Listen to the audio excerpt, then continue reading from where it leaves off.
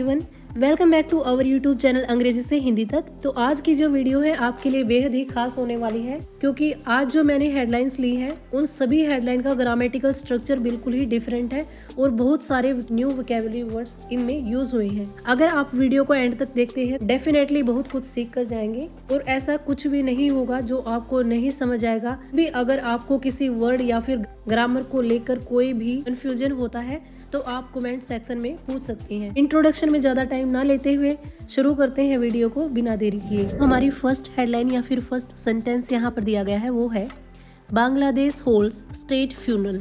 बांग्लादेश यानी कि यहाँ पर बांग्लादेश गवर्नमेंट की बात हो रही है। अब होल्ड मीन होता है आयोजित करना। होल्ड के साथ यहाँ पर एस का यूज किया गया है, क्योंकि ये जो हमारी हेडलाइन है हमेशा की तरह प्रेजेंट इंडेफिनाइट टेंस के अंदर है, जहाँ पर सब्जेक्ट के बाद आने वाली वर्ब की फर्स्ट फॉर्म के साथ एस का यूज किया जाता है। अब सब्जेक्ट है यहाँ पर हमारा बांग्लादेश, उसके बाद वर्ब की फर्स्ट फॉर्म जो है होल्ड, जिसके साथ एस का यूज किया गया है। फ्यूनरल मीन होता है अंतिम संस्कार। स्टेट फ्यूनरल का मतलब है राजकीय अंतिम संस्कार, यानी कि जब किसी बड़े व्यक्ति का निधन होता है या फिर किसी बड़े पद अधिकारी का निधन होता है तब गवर्नमेंट जो है उसके अंतिम संस्कार को आयोजित करती है, उसको हम स्टेट फ्यूनरल बोलते हैं, यानी कि राजकीय अंतिम संस्कार।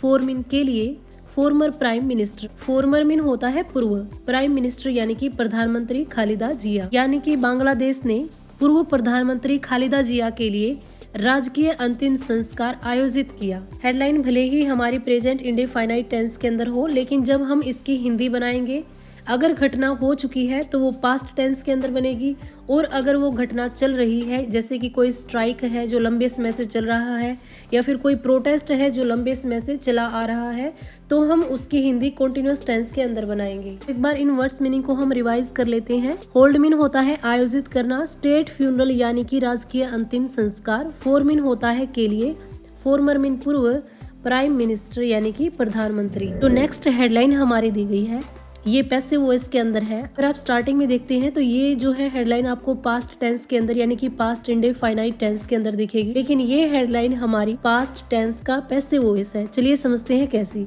जैसे खालिदा जिया यहाँ पर दिया गया है हमारा सब्जेक्ट, उसके बाद ब्रिड जो है आपको देखने में वर्ब की सेकंड फॉर्म लगती है, क्योंकि बहुत सारी वर्ब्स ऐसी होती हैं जिनकी सेकंड और थर्ड फॉर्म देखने में एक जैसी होती है। इस टाइप के सेंटेंसेस में हमें सेंस को समझना पड़ता है। पैसिव वॉइस के अंदर क्या होता है, पैसिव वॉइस के अंदर सब्जेक्ट हमारा खुद उस काम को नहीं कर रहा होता है, यानी सब्जेक्ट उस काम को नहीं करता है। हम समझने की कोशिश करते हैं। खालिदा जिया बरीड, यानी कि जो खालिदा जिया है उनको दफनाया गया। बरीड मीन होता है दफनाया जाना, यानी सब्जेक्ट ने खुद ये काम नहीं किया है, और सब्जेक्ट जहाँ खुद काम नहीं करता है वे हेडलाइन हमारी पैसिव वॉइस के अंदर आती है। सेंस के जरिए हमको ये पहचानना होता है अगर सब्जेक्ट उस काम को नहीं कर रहा है, यानी कि वो वर्ब सब्जेक्ट के द्वारा नहीं की गई है, इट मीन्स वो हमारी हेडलाइन पैसिव वॉइस के अंदर है, और पैसिव वॉइस के अंदर हमेशा वर्ब की थर्ड फॉर्म का यूज किया जाता है। तो जो बरीड है यहाँ पर ये वर्ब की थर्ड फॉर्म है। अब चलिए इसकी हिंदी बनाने की हम कोशिश करते हैं। Khaleda Zia buried next to her husband. Next to का मीनिंग होता है पास में या फिर बगल में। हर हस्बैंड उनके हस्बैंड के, एंड और फॉर्मर प्रेसिडेंट जियाउर रहमान। तो इस हेडलाइन की जो हिंदी होगी वो होगी खालिदा जिया को उनके पति और पूर्व राष्ट्रपति जियाउर रहमान के बगल में दफनाया गया है।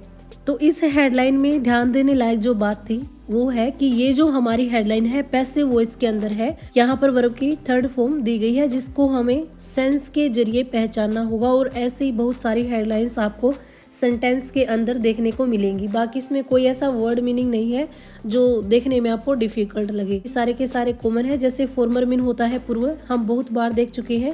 प्रेसिडेंट मीन होता है राष्ट्रपति, यहाँ पर ये नाम दिया गया है और स्टार्टिंग में भी नाम दिया गया है। अब ये वाली हेडलाइन जो है एक मॉडल से बनाई गई है, इसका ग्रामेटिकल स्ट्रक्चर थोड़ा सा आपको पहले वाली दोनों हेडलाइन से अलग मिलेगा। तो चलिए देखते हैं इस हेडलाइन को। इंडियाज ट्रेड डील्स, इंडियाज यानी कि भारत के, ट्रेड डील्स यानी कि व्यापार समझौते। ट्रेड मीन होता है व्यापार, डील्स यानी कि समझौते, यानी भारत के जो व्यापार समझौते हैं। विद मीन होता है के साथ। The US and the European union, EU से यहाँ पर मतलब है यूरोपियन यूनियन, जिसमें यूरोप की कई कंट्री शामिल है जैसे कि फ्रांस, जर्मनी, इटली, स्पेन। उन सब के लिए यहाँ पर ईयू लिखा गया है, यानी कि यूरोपियन यूनियन। इनके कहने का मतलब है कि भारत के व्यापार समझौते जो अमेरिका के साथ यूरोपियन यूनियन के साथ है कुड बी कम्प्लीटेड, पूरे हो सकते हैं। देखिए कुड मीन होता है सकना, इसका यूज हम करते हैं फ्यूचर टेंस के अंदर। जब हमें संभावना दिखती है तो वहाँ पर इसका यूज किया जाता है। अब बी का यूज किया गया है क्योंकि ये जो हमारी हेडलाइन है ये मॉडल के अंदर बनी हुई है और मॉडल का जब पैसिव वॉइस बनाते हैं तो वो होता है could plus be plus verb की थर्ड फॉर्म। कुड की जगह पर कोई भी दूसरा मॉडल हो सकता है। Could plus be plus verb की थर्ड फॉर्म। यहाँ पर इसी तरह से इस हेडलाइन को बनाया गया है कुड बी कंप्लीटेड, यानी कि पूरा हो सकता है इन 2026 में, यानी कि भारत के अमेरिका और यूरोपियन संघ के साथ व्यापार समझौते 2026 में पूरे हो सकते हैं। तो आज की वीडियो में सिर्फ इतना ही, मिलते हैं नेक्स्ट वीडियो में। Thanks for watching.